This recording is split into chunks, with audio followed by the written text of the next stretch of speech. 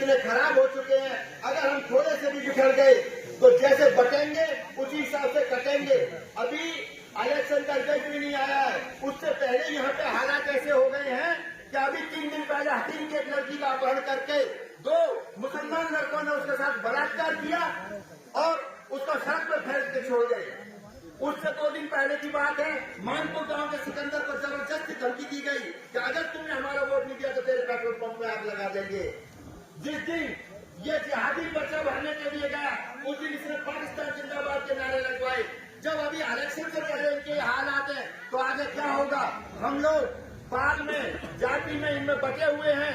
मेरी आपसे अपील है कि बिना बटे ये देखो, मैं ये नहीं कहता कि बीजेपी को वोट दो या कांग्रेस को दो, मैं कहता हूँ जो भी कैंडिडेट आपको जीतता हुआ दिख रहा है उसका सहारा दो, उसकी मदद करो, उसे जिता के सरकार में साझा करो।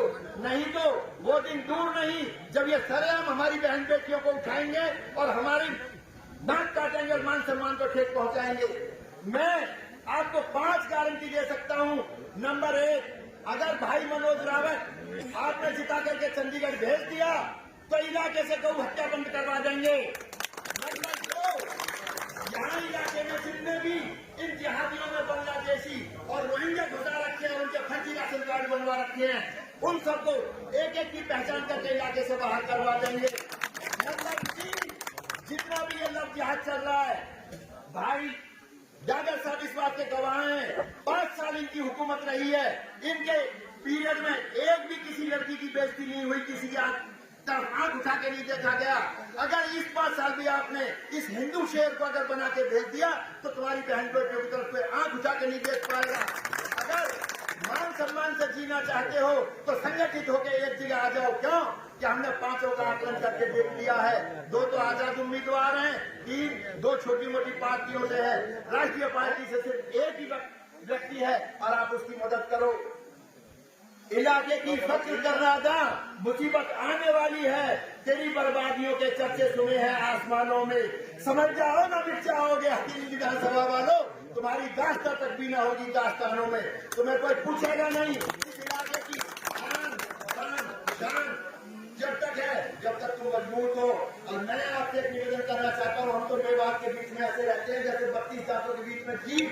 जब भी हम पे कोई मुसीबत आती है तो सरदारों हम आपकी तरफ देखते हैं, इस उम्मीद से आप हमारी मदद करोगे।